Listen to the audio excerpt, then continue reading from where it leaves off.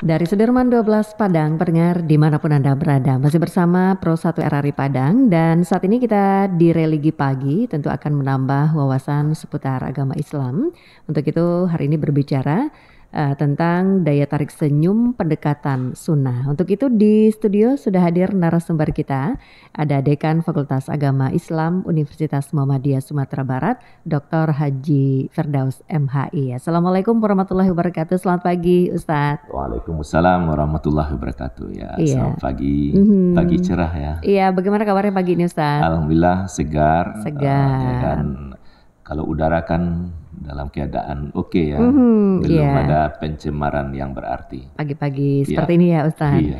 Ya, bagaimana nanti daya tarik senyum pendekatan sunnah? Karena sunnah senyum adalah ibadah ya, gitu Iya. yang sering kita dengar Ustadz. Iya, iya. Iya, pendengar nanti bisa bertanya juga ke telepon 812-878 atau ke WhatsApp juga boleh, kirimkan ke WhatsApp 081166 66975 serta saksikan acara ini lewat kanal YouTube RRI Pro 1 Padang. Kita akan dengar dulu pengantar dari narasumber kita. Silakan Ustaz. Baik. Assalamualaikum warahmatullahi wabarakatuh. Waalaikumsalam. Alhamdulillahirabbil alamin. Asyhadu an la ilaha illallah wa asyhadu anna Muhammadar Rasulullah. Rabbi shrah li sadri wa yassir li amri wahlul 'uqdatam min lisani yafqahu qawli. Pemirsa yang berbahagia, kami di studio bersama Bu Rita dan kru yang bekerja dalam keadaan sehat walafiat tentunya atas rahmat Allah. Besar harapan kami semua pendengar, pencinta program Religi Pagi juga dalam keadaan sehat walafiat beserta keluarga tetaplah beraktivitas sambil menikmati hidangan ke ruang dengar atau ruang tontonan ya, karena ini bisa langsung dengan channel YouTube-nya Religi Pagi. Bicara tentang senyum, ya jelaslah punya daya tarik ya. Misalnya bagaimana kemampuan seorang artis seniman untuk tersenyum sehingga menghibur penontonnya. Begitu juga di ruangan kelas, seorang guru, dosen, atau ustazahnya di santri, ustaz, dengan hiasan senyum di wajah itu punya daya tarik. Nah, sesungguhnya ini sangat kuat dasarnya sebenarnya adalah amalan sunnah. Nabi SAW dalam salah satu hadisnya, tabassumuka fi wajhi akhika sadaqah. Senyummu untuk saudaramu adalah bernilai sedekah. Senyum di sini tentu adalah yang tulus, benar-benar dari hati. Dia juga akan sampai ke hati yang melihat gitu ya. Juga akan sampai ke hati orang yang mendengar berita senyumnya seseorang. Sekarang kita dudukkan, apa itu senyum? Senyum adalah gerak tawa seseorang dengan ekspresi kegembiraan, sedikit mengembangkan bibir tanpa suara. Jadi kalau dilihat bibirnya seperti orang tertawa tapi tidak ada suara, maka itulah yang disebut dengan senyum. Kalau bersuara, misalnya hahaha, misalnya ya Ibu Rita ya, nah itu tidak senyum, namanya tertawa. Allah juga berfirman dalam surat An-Najmi, surat ke-53, ayat 43, A'udzubillahi minasyaitonirrajim, wa annahu huwa adhaka wa abka. Dialah Allah menjadikan kamu tertawa dan menangis. Kiranya tertawa juga punya kajian. Ada diinformasikan dalam Al-Quran dan juga dilakukan penelitian tentang tertawa. Tapi kita fokus tentang masalah senyum ya. Nah, senyum sudah diketahui dari segi istilah ya. Itu ekspresi pada seseorang dengan mengembangkan sedikit bibir. Bisa saja bibirnya masih merapat tapi dikembangkan, ada bergerak. Merapat bibir itu namanya masih senyum simpul ya. Ya, kalau nanti kita akan mudah-mudahan Ajo dari Priaman juga bergabung ya. Kalau bahasa Priamannya senyum simpul itu galak kacimui gitu. Galak kacimui. Dan yang kedua adalah senyum lebar. Senyum lebar itu terlihat gigi. Terlihat gigi sekian persen, itu menarik sekali. Atau bisa juga tampak gigi bagian bawah agak sedikit.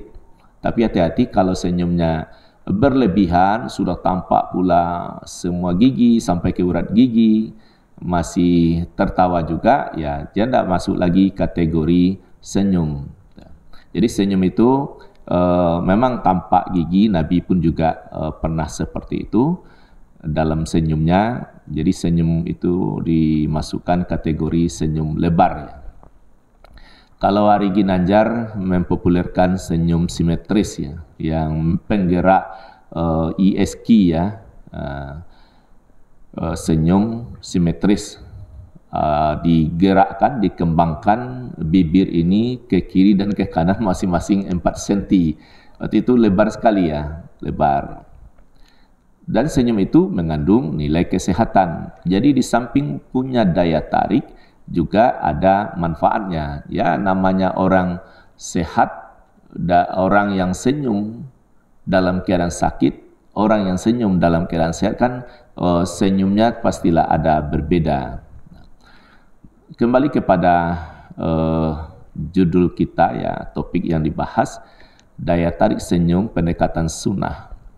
Apa daya tariknya? Sunnah ini kan ya ajaran Islam yang harus kita ikuti, kalau tidak ada kerugian. Karena pada diri Nabi mengamalkan, itu disebut sunnah ya. Ada pengakuan dari sahabat, tidak ada orang yang aku jumpai dalam bertutur kata yang paling banyak senyumnya adalah Rasulullah. Jadi Rasulullah kalau bicara dengan siapa saja, lawan bicaranya benar-benar dilihat, terus dihiasi wajahnya dengan senyum. Sehingga lawan bicara merasakan, diperhatikan, dan menarik apa yang dikatakan Nabi dengan hati senang, dengan daya tarik pesona diri Nabi itu, sehingga pelajaran mudah masuk. Saya pernah status yang ditulis waktu itu, belum ada WhatsApp ini, beberapa tahun yang lalu, sekelas dengan remaja. Waktu itu kami belajar bahasa Inggris ya, mister yang mengajar bagus, menguasai materi karena memang sudah ada sertifikasinya lah. Tapi begitu pinjam catatannya anak, karena memang dia seangkatan anak saya, tapi apa boleh buat, namanya belajar, kita sekelas dengan remaja. Di kulit bukunya itu tertulis, mister ini memang hebat dalam mengajar, materinya bagus, tapi sayang tidak pernah tersenyum. Lalu dibuat emotion yang terbalik itu, kecewa ya. Jadi ini bisa ditangkap, walaupun dia tidak mengatakan, tapi dia lampiaskan dalam catatan kecil di kulit bukunya. Artinya siswa menginginkan guru yang tampil di kelas itu hendaklah ada senyumnya.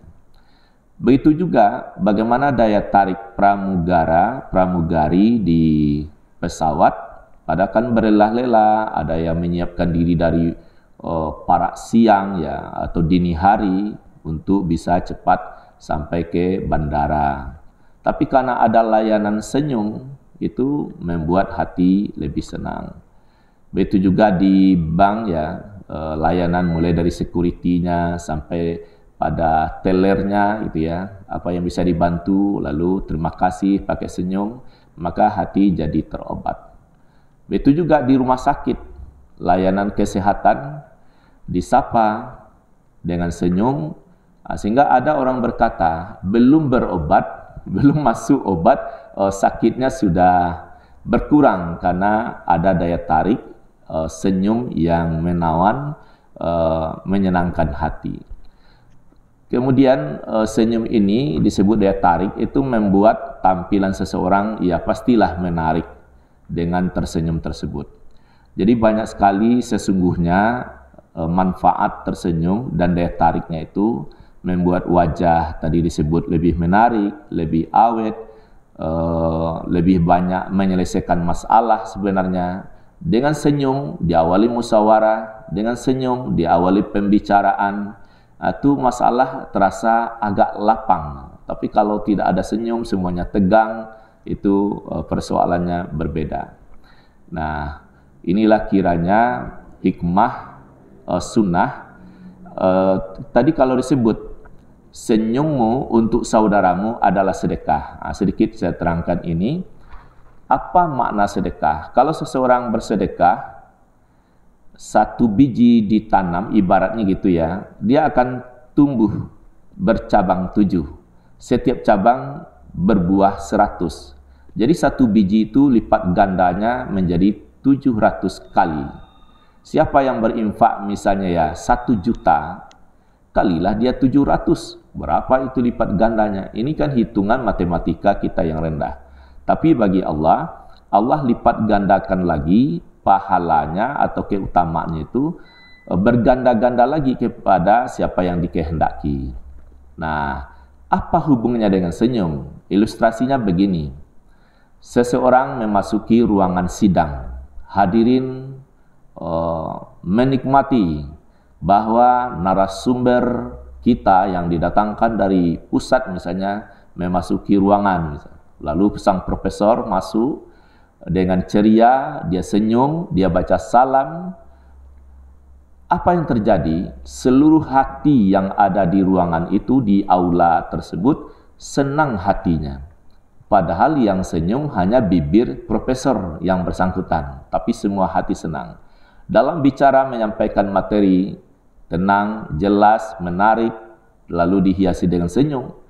Nanti hadirin ini kalau dia bicara pula kepada temannya, kepada keluarganya tentang profesor yang diundang tadi, dia ramah, dia rendah hati, suka senyum, yang mendengar senang pula hatinya. Jadi ini makna sedekah itu dia berkekalan, dan orang yang menikmati senyum dari yang bersangkutan, artinya yang bersangkutan sudah menanamkan dirinya untuk beristana di hati warga. Demikian kira-kira makna daya tarik senyum itu. Mari kita kembangkan. Baik, terima kasih Ustadz. Itu penghantar dari narasumber kita Ustadz Firdaus tentang daya tarik senyum pendekatan sunnah. Pendengar silakan bergabung di telepon 812878 atau WhatsApp 08116666975. Ustadz, kita akan langsung terima untuk telepon yang pertama. Assalamualaikum. Waalaikumsalam. Bisa. Iya, Ajo Unyang. Selamat pagi, silahkan pertanyaannya Jo. Assalamualaikum Pak De. Waalaikumsalam warahmatullahi wabarakatuh. Ya. Kalau senyum itu kan sedekah. Ya. Tapi kan ada juga senyum menyindir atau cemooh, cemeh kan dia kan. Di senyum ini banyak variasinya. Jadi aku tanyakan, perlukah kita berlintalahum? Lintalahum itu kan lemah lembut. Kalau senyum aja, kalau dia keras, kan tak juga senang dari lihat itu kan. Bagaimanakah hati ini bisa lemah lembut itu, Ustaz? Yeah. Assalamualaikum warahmatullahi wabarakatuh. Waalaikumsalam warahmatullahi wabarakatuh dari Ajo Unyang di Ulu Gadot. Di WhatsApp saya bacakan juga Ustadz, ada Pak Teguh Supriyanto di Surabaya. Selamat pagi Pak Teguh Supriyanto, sudah mengirimkan link YouTube kita nih ke WhatsApp kita. Berarti beliau sedang monitor Ustadz lewat YouTube. Jadi selalu monitor RRI Padang, terutama religi pagi. Walau hanya lewat YouTube, ya terutama religi pagi, tapi selalu mengikuti. Boleh bertanya juga Pak Teguh, silakan kalau ada pertanyaan kirim saja ke WhatsApp. Dan terima kasih Pak Teguh sudah selalu setia di Pro 1 RRI Padang. Silakan Ustadz untuk Ajo Unyang. Senyum idealnya tentu menarik. Orang yang senyum itu spontan dirinya lebih kepada tampilan lemah lembut. Tidak bisa senyum kalau dengan kekerasan. Kalaupun dia keras, berarti senyumnya bukan senyum yang bernilai sedekah. Ada senyum marah. Kalialah orang bertengkar, dia senyum, lalu dia senyum, senyumnya itu permusuhan. Ada lagi senyum masam. Ada lagi senyum mencuri hati. Ini dalam romantika mencuri hati untuk menggoda, itu lain babnya. Itu tentu tidak bernilai sedekah. Ada senyum kambing, itu senyum mengejek. Banyak ceritakan tentang Haji Agus Salim, begitu dia memasuki ruangan, lawan politiknya senyum lalu membebek. Haji Agus Salim kan tidak marah, diam saja, maksudnya tidak dihiraukan. Tapi begitu dia bicara, dalam berbagai versi saya dengar dan saya baca, termasuk Rocky Gerung juga menceritakan hal ini. Kira-kira begini, waktu Haji Agus Salim tampil bicara, wahai ketua sidang, karena saya bicara diundang di sini adalah untuk manusia. Supaya pembicaraan ini mudah diserap, keluarkan kambing-kambing yang membebek tadi. Itu kan pedih itu ya. Jadi senyum seperti itu tentu tidaklah bernilai sedekah. Ada lagi senyum buaya. Senyum buaya itu kan senyum koruptor. Dia mampu tersenyum di atas kerugian negara. Waktu disorot dengan kamera, dia senyum, malah melambaikan tangan tuh. Kok bisa? Karena rasa malunya tidak ada lagi. Hanya bentuknya saja bentuk orang, tapi nilai hakikat kemanusiaannya itu tidak ada. Karena manusia, sebenarnya manusia itu kan ada rasa malu. Kalau soal rasa malu antara koruptor dengan PSK, itu agaknya PSK juga ada rasa malu ya. Waktu disorot dia kan tutup wajahnya, ada malu. Tapi saya tidak mengatakan PSK itu baik, hanya saja rasa malunya masih ada. Lalu koruptor kenapa dia tidak ada rasa malunya, malah dia tertawa, bahkan senyum lebar. Ya, menjam bahasa Ustadz Zainuddin almarhum, karena mukanya sudah muka tembok. Dia makan dalam arti majazi, dia makan semen, makan kapur, makan besi dalam tanda petik ya, sehingga malunya tidak ada. Nah, jadi harus dibarengi dengan lemah lembut. Saya setuju itu. Kira-kira begitu ya. Iya, baik, itu untuk Ajo Uniang yang bergabung. Kita ke WhatsApp. Ustadz, Assalamualaikum Pak Ustadz. Saya tahu sekali dengan Ustadz ini yang selalu senyum. Oh, ini dari Bu N di Padang. Saya tahu sekali dengan Ustadz ini yang selalu senyum. Ketemu di RS Aisyah dan pengajian-pengajian. Bagaimana kalau senyum tak berbalas Pak Ustadz? Orang yang agak sombong-sombong gitu. Itu pertanyaan dari Bu N. Bagaimana Ustadz? Mungkin beliau senyum tapi yang nggak dibalas senyum. Ya. Gimana Ustadz? Pertama, kita bersyukur mampu untuk tersenyum kepada seseorang. Dibalasnya ya alhamdulillah. Kalau tidak, tetap kita bersyukur kita sudah menampilkan yang terbaik, sudah mengamalkan sunnah. Mungkin sekarang belum dibalas. Nanti mepet atau kepepet dia bertemu dengan kita dan bisa mengelak lagi. Kita senyum tulus, insya Allah dia akan senyum, walaupun tidak sampai 50% misalnya. Dan lebih dari itu, dengan kita senyum, moga-moga benar-benar tidak ada pertengkaran, tidak ada berita yang lebih buruk. Kalaupun dia berkata kepada orang, paling dia apa senyum-senyum sama saya, paling gitu. Tapi kalau kok monyong dia begini-begini, berita buruk. Jadi orang akan menilai siapa yang berkata dan apa yang dikatakannya. Jadi tidak apa-apa. Yang jelas kita sudah mengamalkan sunnah. Lalu dia tidak membalas senyum, memang kadang-kadang agak hibah juga hati. Jangan diperturutkan hibah hati, nanti sengsara hidupnya. Orang kan sempat hibah hatinya, dipendam saja bahkan sampai menangis. Itu kepada yang bersangkutan berbahaya juga. Nanti kiranya tabrakkan dia, lalu kita bisa menyesal. Aduh, tadi saya memang marah pada dia, dan seterusnya. Tapi kalau kita maafkan, moga-moga dia selamat dalam perjalanan. Tidak ada sesalan. Sama ya orang tua, kalau sempat hibah hatinya atas bandel anaknya, apalagi anaknya sudah sampai tingkat durhaka, orang tua sebenarnya tidak ada mendoakan supaya dia celaka, tapi hibah hatinya, apalagi sampai menggenang air mata, itu alamat anak tidak akan baik. Habis itu juga kalau ada seseorang sampai berhibah hati, itu berakibat buruk kepada yang bersangkutan. Nah, kita nggak ingin gara-gara kita berhibah hati, ya, kita kesal mungkin, lalu orang sengsara. Jadi memang menata hati ini perlu latihan. Ya, baik. Untuk Bu N yang ada di Padang, ya. pendengar silakan masih di 812-878 atau ke WhatsApp 081166669975. Daya tarik senyum, pendekatan sunnah, itu yang jadi perbincangan kita pagi hari ini. Ustadz, tadi kan senyum itu adalah ibadah begitu. Dan ini Rasulullah juga sering tersenyum, selalu tersenyum. Tapi bagaimana tersenyum kepada orang mungkin yang boleh dikatakan seperti yang disampaikan Bu En, kadang tidak berbalas, atau mungkin orang yang sepertinya ada permasalahan dengan kita, padahal kita tidak dianjurkan untuk memutus silaturahim kan Ustadz? Itu bagaimana? Kalau kondisinya seperti itu? Ya mungkin bisa saja hubungan agak jarang, boleh saja agak berjarak sedikit lah, tapi di hati tetap sayang, tetap ada doa.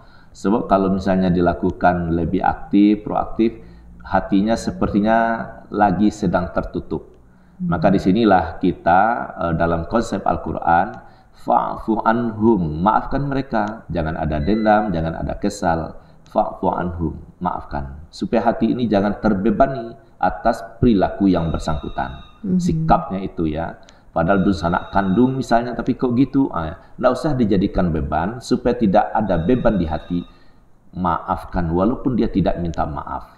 Sudah itu lanjutannya, wastaghfir lahum, doakan supaya Allah memberi ampunan, memberi petunjuk, kekuatan, kesejahteraan, kedamaian. Kita doakan saja, kita berpahala. Moga-moga ada perubahan, karena yang membolak-balikkan hati kan Allah. Dialah yang punya. Kiranya sudah ada sedikit tanda-tanda, dicoba saja bangun komunikasi.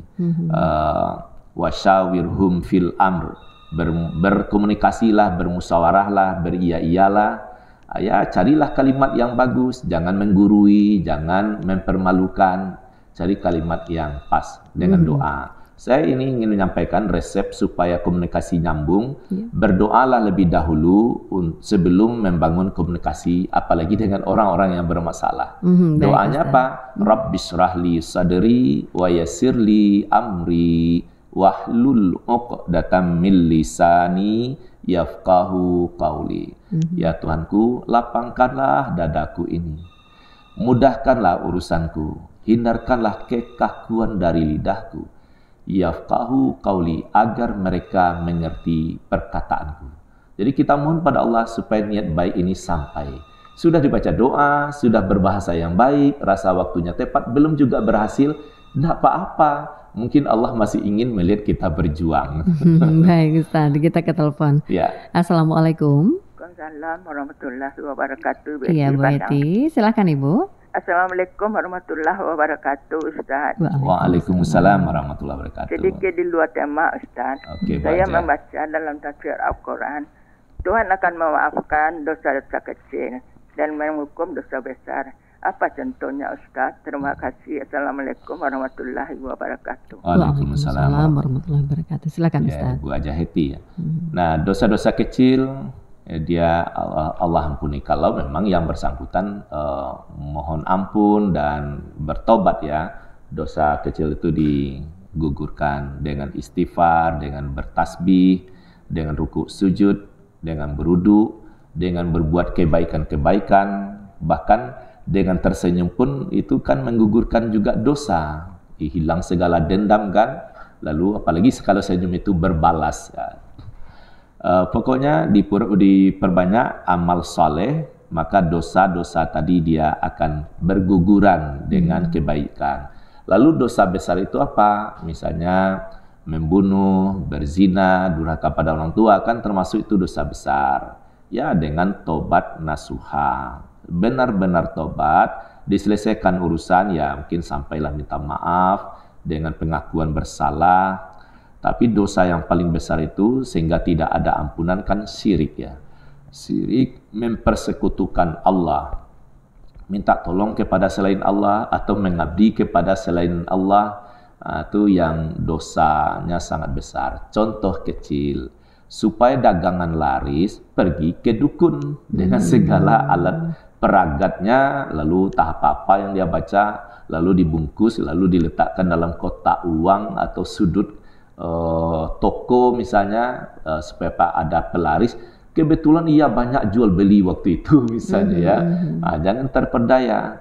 Ingat, 1 kali saja pergi ke dukun lalu percaya, 40 hari ibadah salat tertolak. Bayangkan itu.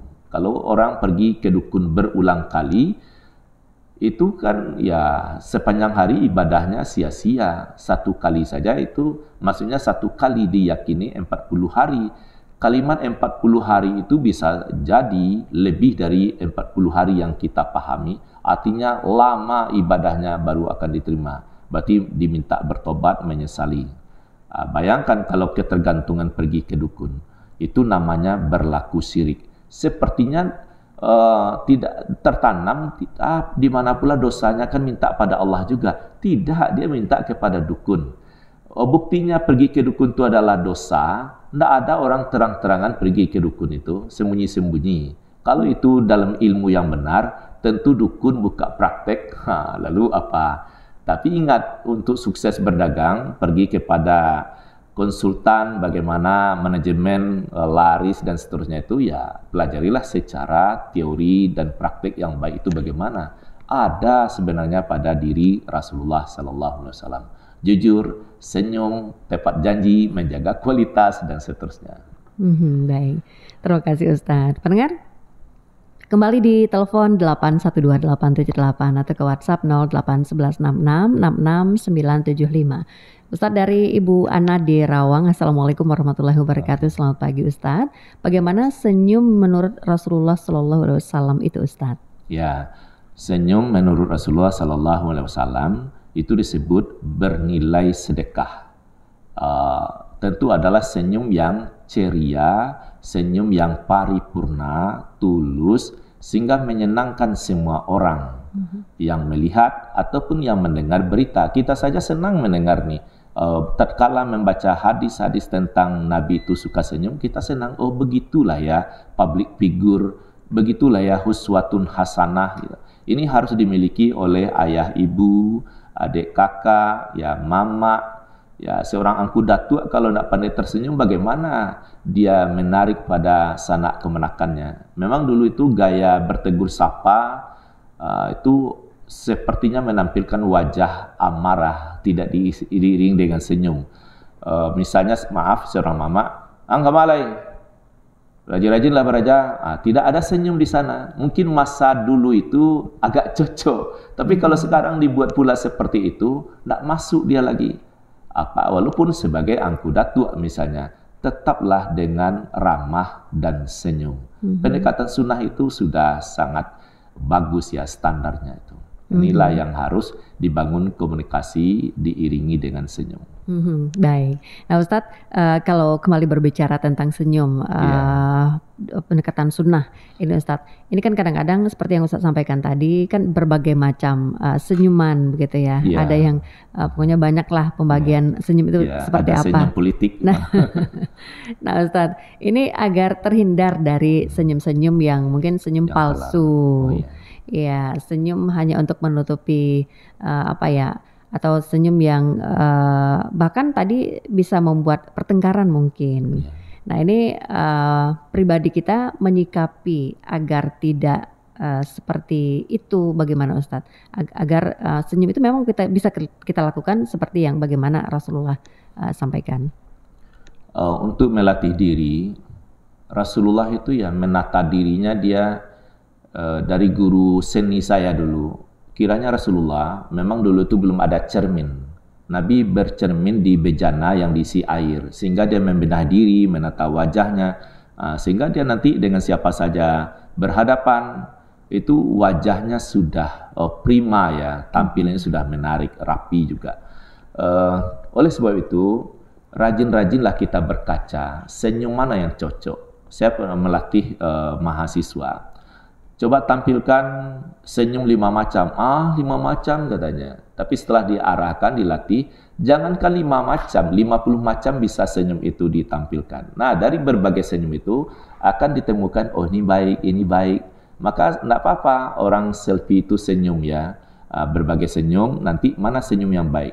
Lebih dari itu, tatalah hati ini bahwa ini adalah sunnah. Dia bernilai ibadah, jangan bernilai dosa. Dia akan bernilai dosa kalau senyum cemooh, senyum kambing, senyum kucing. Senyum kucing itu ya, misalnya seseorang tersenyum, lalu dia terpikat, lalu diperkosa atau diambil uangnya, hatinya sudah dapat dihipnotis, diawali dengan senyum dulu. Itu kan senyum kucing dalam istilah persenyuman, disebut senyum siasat atau taktik strategi. Jadi jangan sampai senyum itu mendatangkan kejahatan. Nah, bagaimana diri kita ini tidak menjadi korban dari senyum, apakah itu senyum buaya, senyum kucing, dan lain-lain. Hendaklah kita memperlindungkan diri kepada Allah. Misalnya meninggalkan rumah, akan bertemu nanti dengan siapa saja, apakah dengan penjual di toko, supaya tidak korban penipuan, penculikan, atau pencopetan. Berlindunglah kepada Allah. Bismillahi tawakkaltu alallahi la haula wa la quwata illa billah. Jadi mohon pada Allah perlindungan yang sempurna, pertolongan yang sempurna, tidak ada daya upaya kecuali hanya pada Allah semata. Kalau ada yang niat buruk, apakah itu diawali dengan senyum kejahatan, Allah memberi perlindungan dengan banyak malaikatnya. Kira itu, sudah itu niat di hati tentu juga harus ditata. Tujuan kita tersenyum apa? Ya menyenangkan lawan bicara. Apakah senyum sendirian itu boleh atau tidak? Ya boleh. Saya lihat ya waktu itu pertemuan ada pejabat perempuan muda dari Jepang. Waktu itu acara kami di Rumah Sakit Asia, ada memberi ambulans baru. Lalu kami memperhatikan karena dialah tamu kehormatan, itu dia senyumnya dikemas terus. Lalu seorang guru senior di samping saya, lihatlah ibu itu, tidak lepas-lepas senyum dari bibirnya. Jadi orang senang. Apakah itu gila? Tidak. Walaupun dia tidak memandang melirik yang hadir, tapi dia walaupun sedikit agak menekur, tapi dia menampilkan wajah yang manis yang melihatnya menjadi senang. Jangan pula nanti senyum sendiri apakah gila. Ya senyum orang gila itu sudah tampak. Tapi karena disebut orang gila, kenapa orang gila itu sehat ya lahirnya? Karena dia banyak senyum, Allahu a'lam. Senyum sendirian. Pastilah orang normal senyumnya tidak seperti orang gila. Baik, Ustadz, dari pendengar kita tidak disebutkan nama. Assalamualaikum warahmatullahi wabarakatuh. Selamat pagi Ustadz. Ustadz, niat hati adalah senyum untuk mempererat silaturahim. Tapi bagaimana agar orang tidak menyalahartikan senyum yang kita berikan? Ustadz, maksud hati mungkin mempererat silaturahim, baru bertemu atau gimana gitu Ustadz? Yang jelas adab bertemu kan ada, cari waktu yang tepat. Kalau sekarang enak bisa diberitahu lebih dahulu. Ada kabar ya. Nah, dia awali dengan senyum, lalu sudah jawab, itu kan doa tuh, keselamatan atasmu, rahmat dan berkah. Ya sudah doa. Lalu bangunlah komunikasi. Jangan dulu di hati ini nanti kita senyum, jangan-jangan dia salah sangka. Kiranya dia punya anak gadis atau ibu itu cantik, atau yang datang yang di rumah itu gagah rupawan, yang mungkin ini maksudnya agar tidak disalahartikan. Jadi jangan apa-apa, pokoknya senyum saja dulu, senyumnya yang tulus, jangan senyum menggoda, senyum mencuri hati, melirik-lirik yang tidak bervitamin senyumnya itu ya jangan, senyum seperlunya. Nanti senyum awal jumpa ya dikondisikanlah diri. Nanti senyum dalam berdialog, janganlah senyum 100% misalnya. Ya diiringi, diikuti pembicaraan tadi itu. Mungkin bibir kadang merapat, kadang agak merenggang. Pokoknya hanyut pula dengan lawan bicara. Hanyut dalam tanda kutip, mengikuti alur pembicaraan tersebut. Jangan kaku saja tuh. Nah, jangan pula senyum terus, tidak ada apanya. Insya Allah orang tidak salah menilai. Jadi oleh sebab itu, kita hindari dulu prasangka diri. Nanti kalau kita senyum, jangan-jangan dia salah menilai. Sehingga kan bagi penyair, sehingga ada lagu berjudul Jangan Salah Menilai. Iya, benar sekali. Mungkin itu yang dimaksud oleh pendengar kita tanpa nama begitu ya Ustadz ya. Karena malah mungkin nanti membuat takut tersenyum karena takut salah menilai. orang lain. Barangkali Ustadz di penghujung kebersamaan kita, mohon maaf pendengar karena keterbatasan waktu, saya tidak bisa terima kembali di telepon ataupun WhatsApp Pro 1 RRI Padang. Ustadz, mungkin untuk pendengar kita yang baru saja bergabung, daya tarik senyum pendekatan sunnah, mungkin apa yang bisa diambil dari perbincangan kita tentang daya tarik senyum pendekatan sunnah kali ini, Ustadz? Baik. Silakan. Pertama, memang kita tidak boleh kehilangan keteladanan. Keteladanan utama kita itu adalah Rasulullah. Dia rahmatan lil alamin. Dengan senyum saja membawa rahmat yang luar biasa. Ini harus kita pegang lebih dahulu. Sudah itu memang kita praktekkan. Sebab kalau tidak dipraktekkan dulu, tidak dilihat, jangan-jangan salah dalam penampilan tersenyum. Maaf, saya pernah dengan seseorang sudah senyum pula agak ngiri kita melihatnya, kok lucu, tidak menarik. Nah, berarti entah pengaruh giginya atau otot-otot yang di mulutnya yang bermasalah, tidak menarik dia senyum. Tapi senyum saya dibalas itu, tapi tidak menarik. Nah, sebenarnya itu bisa diatur. Bercerminlah, tatalah wajah ini, bagaimana posisi bibir, bagaimana tampilan gigi, dan jangan pula takut kalau giginya misalnya maju mundur atau ompong dan seterusnya, akan tetap saja menarik apa adanya. Yang tidak usah pula waktu senyum ditutup-tutup mulut, tidak usah. Yang ditutup itu kalau bersin, misalnya batuk itu ialah ditutup. Kalau senyum tidak usah.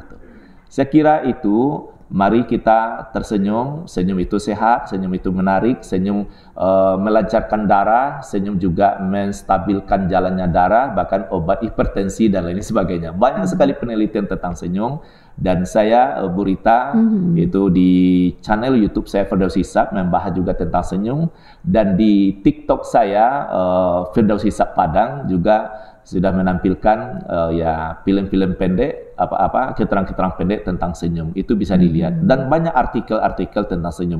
Yang jelas senyum itu adalah perilaku orang-orang baik, public figure yang pantas untuk jadi teladan.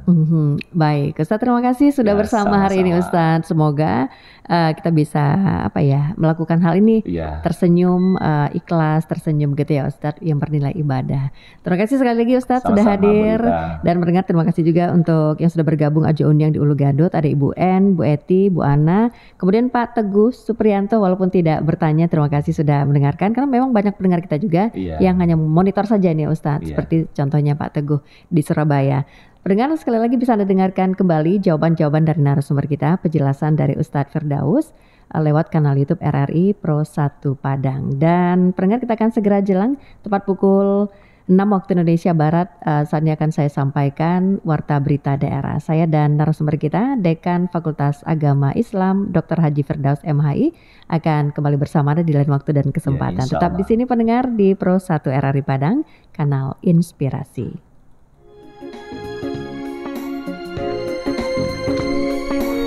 Pro 1, kanal Inspirasi.